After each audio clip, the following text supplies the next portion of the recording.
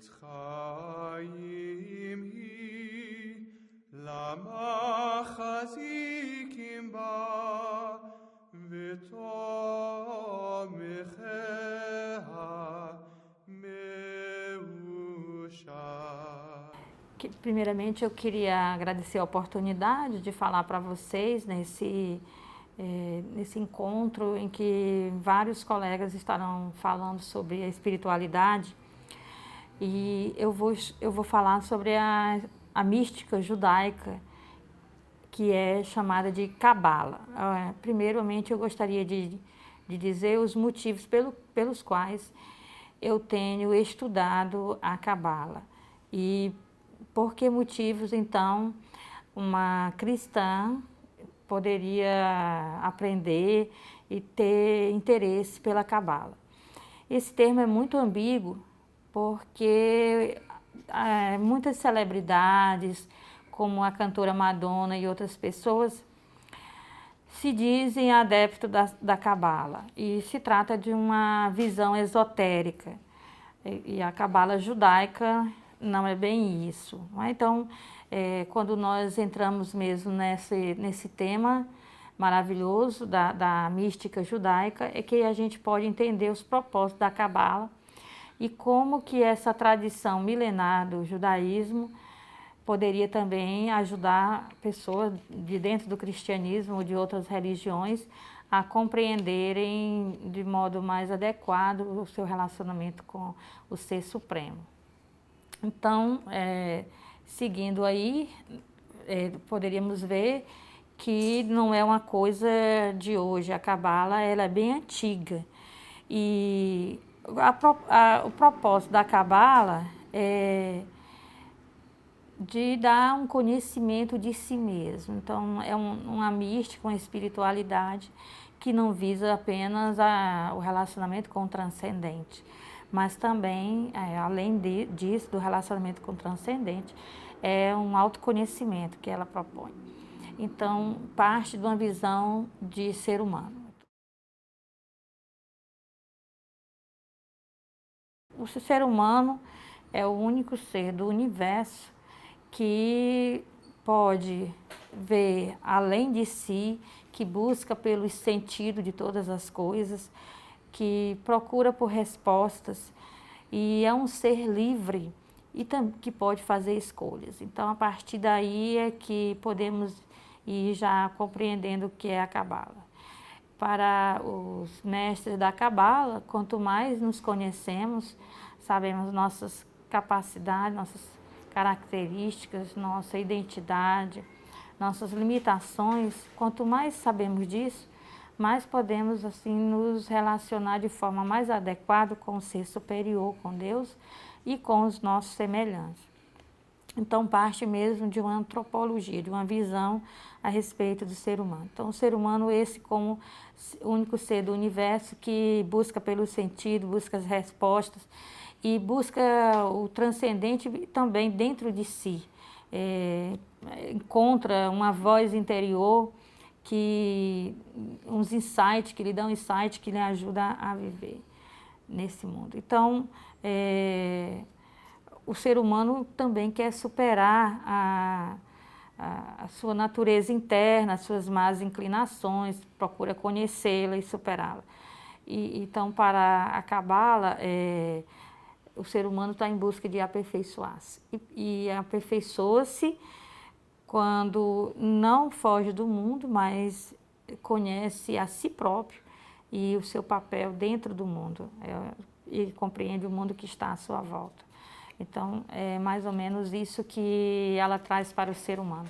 Quem se aventura na Cabala judaica acaba tendo um autoconhecimento mais profundo. Então, parte da consciência humana, como no dizer de Viktor Frankl, que é um psiquiatra judeu, a consciência humana é o nosso umbigo espiritual. Então,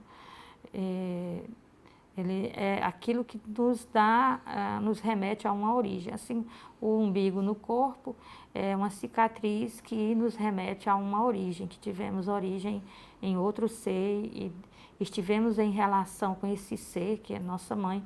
Antes mesmo de entrarmos nesse mundo, já estávamos em relacionamento, já dependíamos desse ser. A consciência seria algo análogo, análogo ao umbigo. O que o umbigo é para o corpo seria a consciência para a dimensão espiritual. Então, partindo dessa cicatriz espiritual, desse umbigo espiritual, que é a consciência, o ser humano percebe que ele tem origem em alguém com quem ele se relaciona. E a partir disso é que ele parte para um relacionamento mais aprofundado com esse ser supremo, fortalecer esses laços que ele já acredita ter, já intui ter, a partir do insight, e ele percebe esse ser supremo como a Ein Sof, que é na Cabala o nome que mais se dá a Deus, o título que se dá a Deus. E ao pé da letra seria a Ein Sof, seria sem fim. Então ele é aquele que é indefinido, ilimitado, aquele que está para além de tudo que eu possa dizer dele ou pensar sobre ele. Mas esse Ein Sof também é uma voz que está dentro de mim. Então, a Cabala ela é muito bíblica. Então, o Deus da Bíblia não é um Deus que se vê, mas é um Deus que se escuta.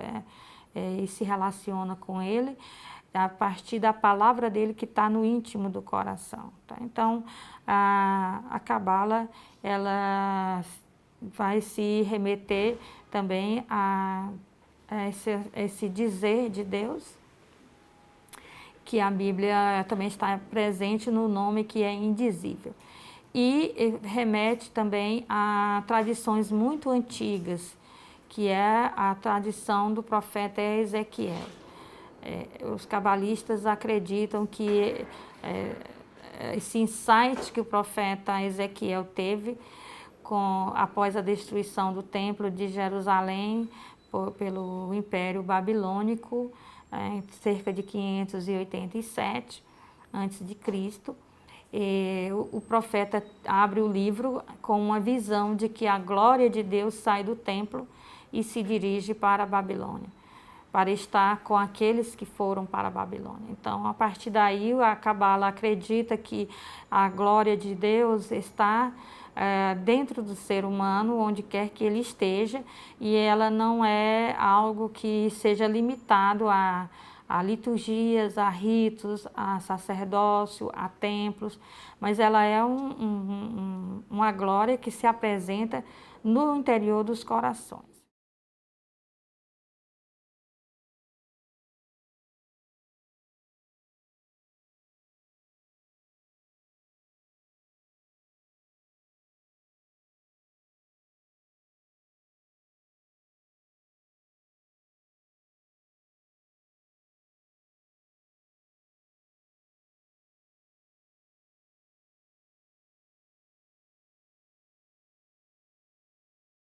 Então, eles têm uma tradição espiritual, uma tradição mística, que evitavam de divulgar, porque tinham medo de que esses conhecimentos místicos fossem utilizados de modo errado. Então, aquele que recebia essa tradição dos conhecimentos místicos, das explicações sobre Deus, sobre o dom de Deus, os dons de Deus, sobre os insights e sobre a forma adequada de se relacionar com Ele, a esses diziam que tinha recebido de alguém. E Kabbalah em hebraico quer dizer exatamente aquilo que foi recebido.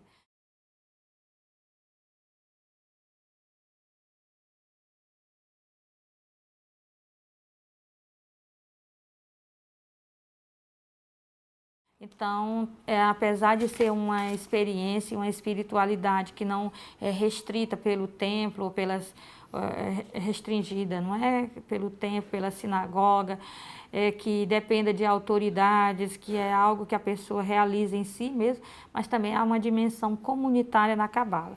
As pessoas, elas estão ligadas e juntas, a partir de fortes vínculos de companheirismo, elas buscam esse conhecimento de Deus, esse conhecimento místico. Então não é algo assim esotérico, né?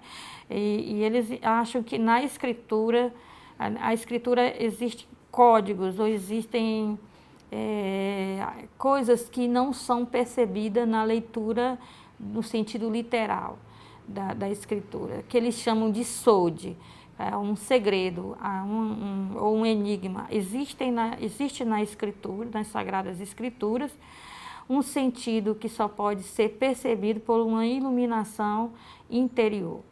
Os discípulos de Jesus, após a experiência que tiveram com a ressurreição do Cristo, eles encontram na Escritura explicações para o que aconteceu com Cristo. Isto porque eles percebem um sentido oculto nas palavras, código nas palavras, coisas que numa leitura superficial ou no sentido só literal não encontrariam.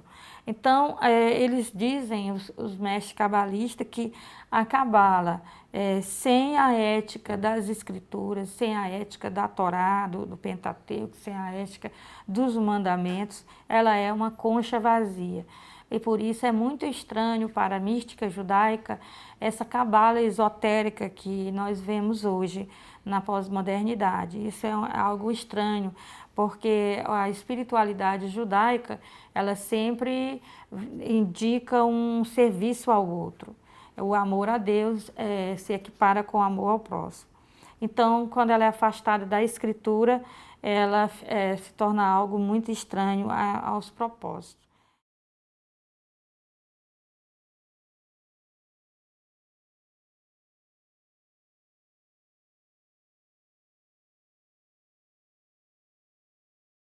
Então, por que uma pessoa iria buscar a cabala judaica, essa tradição mística? Porque a pessoa precisa controlar os egos, as emoções, o egoísmo, e essa tradição mística ajudaria a se conhecer melhor, conhecer os seus limites e então poder ser um ser humano melhor, um ser humano mais inteiro, mais integral e a serviço do outro. Então, buscar mais a Deus dentro de si mesmo, a partir do autoconhecimento, para poder servir melhor ao outro, ao próximo.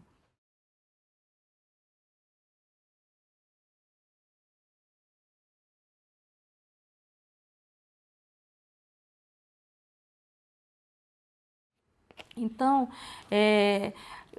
a Cabala fala sobre a árvore da vida, porque exatamente ela quer dar ao ser humano uma vida humana em qualidade. Então, ela usa o símbolo da árvore da vida, que é algo que parece um corpo humano.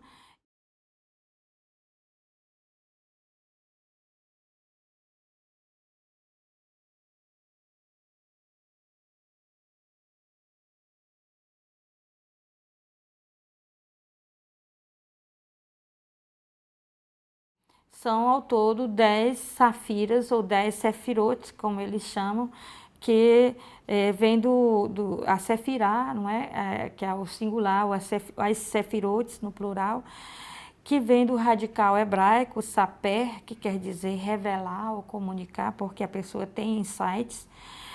Também vem de sapi ou safira, que quer dizer brilho, iluminação, porque realmente a pessoa é esclarecida, é iluminada internamente.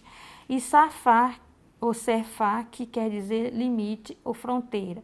Quer dizer que a pessoa tanto vai conhecer seus próprios limites, como também vai ultrapassá-los, porque numa dimensão espiritual, ela vai buscar transcender as suas dificuldades e seus interesses, seu egoísmo, e ultrapassar esses limites. Então, saber até onde pode ir, respeitar os limites e também ultrapassar aqueles limites que deverão ser ultrapassados, como esses limites do egoísmo e de colocar em primeiro lugar os interesses pessoais.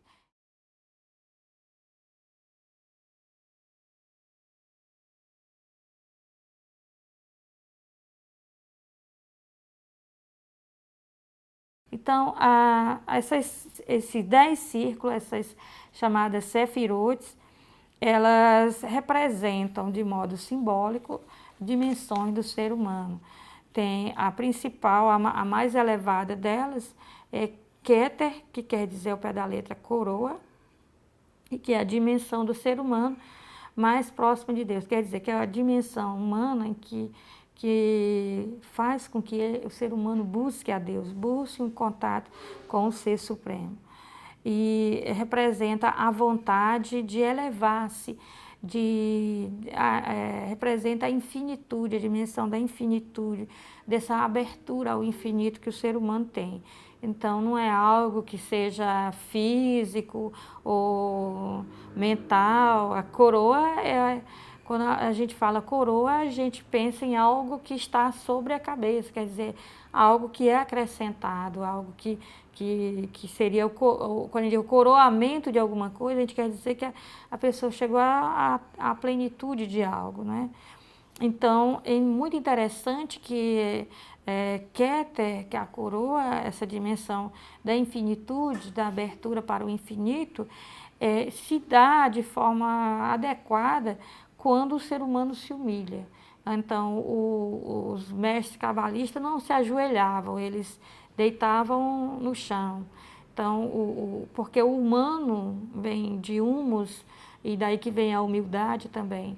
Isso no hebraico é Adam, que é o ser humano, ele vem da Adamá, que é a terra. Então, quando a pessoa se coloca como o nada que é, aí então ele poderá começar um processo de reerguer-se, de ser reerguido por Deus e de fazer um trabalho sobre si mesmo.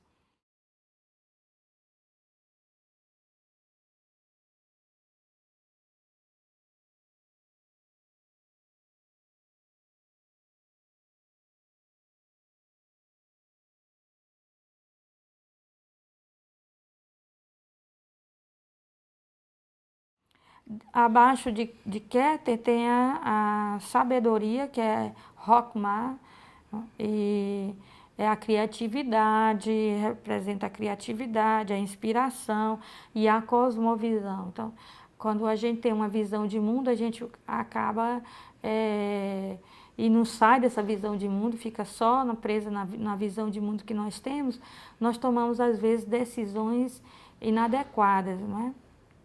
E quando a gente transcende a visão de mundo, a gente se torna mais criativo. Então, não podemos tomar decisões só baseando-se na nossa visão de mundo. E essa Sefirá, ela nos convida a isso.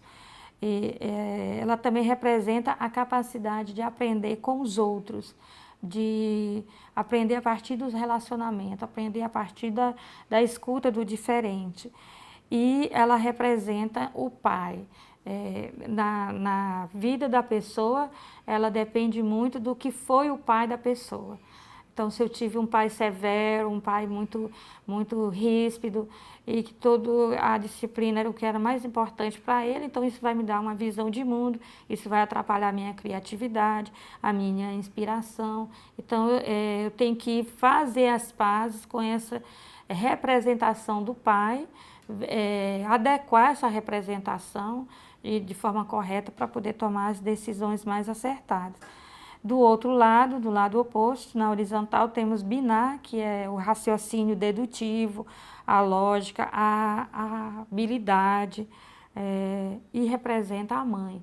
É muito interessante, às vezes no Ocidente, o homem que é o ser da razão e tal, mas no Oriente, é como a mulher ela consegue dá conta de várias coisas dentro de casa, e isso é muito observado, que ela consegue tomar decisões rápidas e perceber detalhes e fazer várias coisas ao mesmo tempo. Ela é assim, multifuncional, ela pode estar fazendo um alimento e cuidando do filho e falando com alguém. Então, tudo isso eles tratam como sendo a razão, como sendo a capacidade de fazer distinções e perceber detalhes e fazer várias coisas ao mesmo tempo. Então, para também a gente, dependendo do papel que a mãe teve na vida da pessoa, ela também terá que refazer essa imagem de mãe para se integrar e tomar decisões mais adequadas, não é?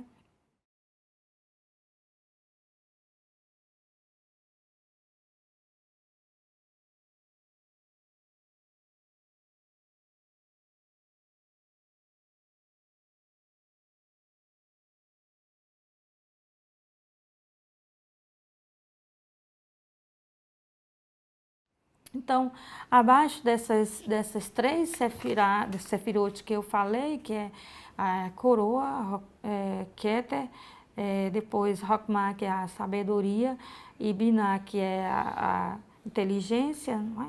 Então, nós temos as outras sefirotes, são todas sefirotes da emoção. Essas três são as sefirotes da mente e as outras são as sefirotes da emoção. E essas sefirotes da emoção, elas vão se dividir em dois grupos. O primeiro grupo é a emoção ou relacionamento, que é unilateral, é o doar-se ao outro, estar aí presente às pessoas que têm grandes ideais, que fazem um trabalho social, as pessoas que procuram matar a fome, que procuram se dedicar à saúde, à defesa do necessitado. Então, essas pessoas elas têm fortemente sefirotes da emoção, naquele sentido unilateral, da entrega. Mas se a pessoa ficar só nessas sefirotes e elas forem exageradas, elas não estiverem integradas, a pessoa vai ter um desgaste, porque ela vai estar sempre se entregando ao outro e isso vai tender para a pessoa se tornar submissa e ela não vai perceber o retorno do relacionamento, e isso será um desgaste para ela. Então, ela precisa também integrar isso. As outras sefirotes da emoção são as sefirotes da reciprocidade nos relacionamentos. Então, essas sefirotes cobram que a pessoa possa ser amada, ser cuidada, ser querida, e às vezes pode levar ao egoísmo. Se não tiverem equilibradas, a pessoa vai estar sempre cobrando das outras pessoas e não vai conseguir se doar, sempre na cobrança, e vai ser uma pessoa infantil.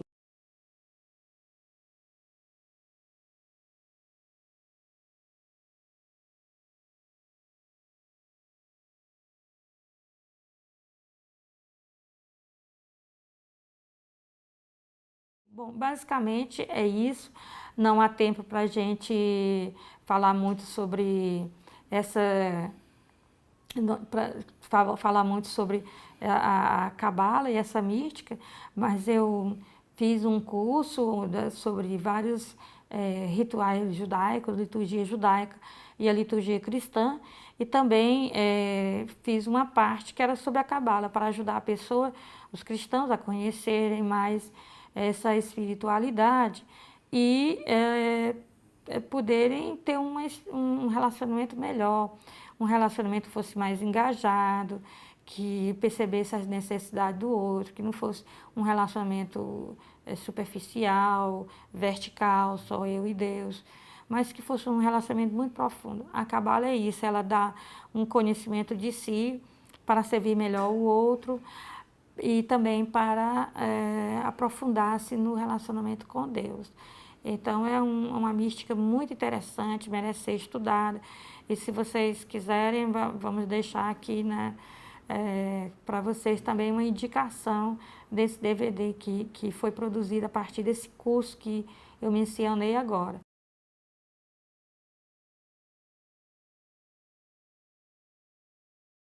Também sugiro como leitura aqui no Brasil, tem um rabino cabalista, Newton Bonder, eu sugiro os livros deles, principalmente a Cabala do Dinheiro, porque para a espiritualidade judaica é preciso a pessoa saber lidar com as propriedades. Então ele escreveu um livro chamado A Cabala do Dinheiro, que é um livro que ajuda a pessoa a saber que ela deve lutar para crescer profissionalmente, para crescer nas propriedades, mas ela não deve ser gananciosa. E como lidar com as propriedades, ele chamou Cabala do Dinheiro. Outra coisa é a Cabala do Alimento, é como que a forma o que eu vou ingerir, a forma como eu faço isso, me diz muito de quem sou eu, e também escrever um livro sobre isso, não é?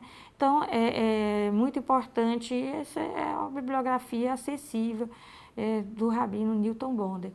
Eu acho que aqui no Brasil, em português, é ele que tem escrito e tem ajudado muita gente.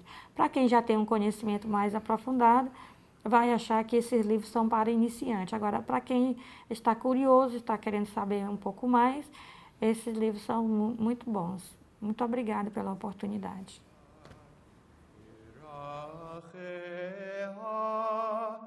Darchena